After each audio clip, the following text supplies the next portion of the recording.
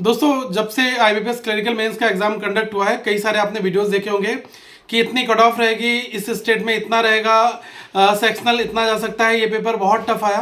देखो, real analysis actual में किसी के पास नहीं होता है, सबके अपने अपने अलग अलग, जिन लोगों से जैसी बात हो जाती है वो लोग अपना फीडबैक यहाँ पर शेयर करते हैं। अभी लगभग मैंने 20 लोगों को फोन लगाया है पूरे एग्जामिनेशंस के एक्चुअल रिव्यू को जानने के लिए, तो मैं आपके साथ वो इनपुट्स हैं वो शेयर करूंगा। मेरी जैसा कि बात हुई है तो अलग अलग कैटेगरीज के स्टूडेंट थे। अगर मैंने इंग्लिश सेक्शन की बात करूं तो एक बंदा ऐसा था जिसने कहा कि सर मैंने तो इंग्लिश में लगभग 28 कर दिए और मुझे लग रहा है कि मेरी इंग्लिश कंपेरेटिवली जो है वो थोड़ी ठीक ठाक थी, अगर मैं और लोगों से थोड़ा सा कंपेयर करूंगा।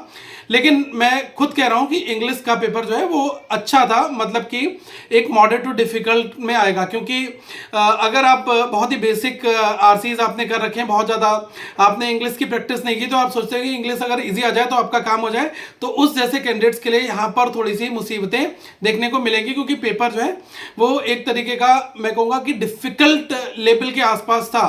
आपको अच्छे वोकैब्स, ग्रामेटिकली चीज़ों की आइडेंटिफाई करना आना चाहिए था, तभी आप यहाँ पर एक अच्छा स्कोर कर सकते थे।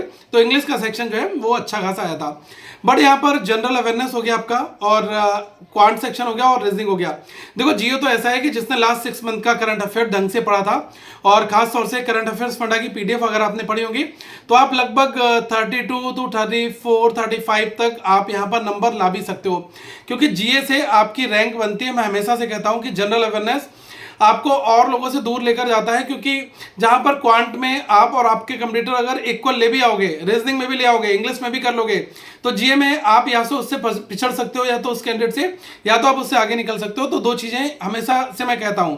तो जनरल अवेयरनेस में कुछ ऐसे कैंडिडेट्स हैं जिन्होंने भाई अच्छी स्टडी नहीं की, फिर भी उन्होंने 12 या 14 लगभग कर रखे हैं, ठीक है। इतने बहुत बस सिनेरियो नहीं था जैसा हमने आरआरबी, पीओ आरआरबी क्लरिकल में देखा था, यहाँ पर अच्छा काफी था। ओके, क्वांट में भी वही था कि जिसने स्पीड अच्छी मेंटेन कर रखी उसने अच्छे अटेम्प्ट्स यहाँ पर खींच लिए।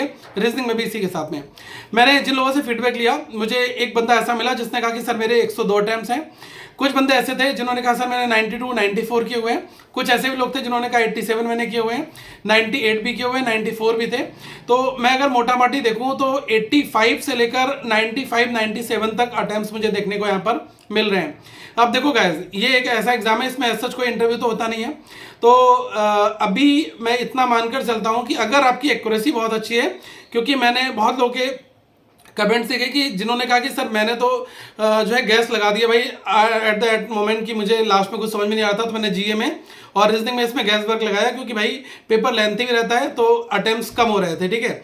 अब ऐसी सिचुएशन में गाइस मैं कहूँगा कि जिन लोगों ने एक्यूरेसी का पूरा ध्यान रखा है उनको बेनिफिट जरूर मिलेगा। और हर एक स्टेट की अपनी अलग अलग कट ऑफ होती है, क्योंकि आईबीपीएस क्लरिकल जो है ये रीजनल लेवल पर एग्जाम होता है, ठीक है। लेकिन मुझे ऐसा लगता है कि लगभग 85 से लेकर आपको नंबर्स देखने को मिलेंगे लगभग 95 97 के बीच में, ठीक है। कुछ जगह पर हो सकता है कि 82 80s भी आ जाए, क्योंकि ये आईबीपीएस क्लरिकल का एग्जाम है, हर एक स्टेट की अपनी अलग वैकेंसीज होंगी, अलग कट ऑफ होगी, लेकिन रेंज मुझे इसके इर्द गिर्द में लग रही है। बाकी आप लोगों का क्या व्यू है, आप लोग एक बार कमेंट सेक्शन में बताइएगा। और अभी आईबीपीएस पीओ का एग्जाम आप लोगों ने फिल कर रखा होगा, उसकी अच्छी तैयारी करेगा, और उसके लिए भी करंट अफेयर्स आपको करंट अफेयर्स फंडा के ऐप में मिल जाएंगे। और जो लोग इंटरव्यू की तैयारी कर रहे हैं उनके लिए बैंकिंग अवेयरनेस का कंप्लीट मैंने इंटरव्यू रिलेटेड जो क्वेश्चंस हैं प्लस बैंकिंग अवेयरनेस के सारे कंसेप्ट हैं वो करंट अफेयर्स फंडा के ऐप में अपलोड कर रखे हैं। आप उनसे अपनी अच्छी तैयारी कर सकते हैं। अगर कोई डाउट है तो प्लीज जरूर पूछेगा। Thank you so much guys, have a good day to all of you. Once again we will meet very soon guys.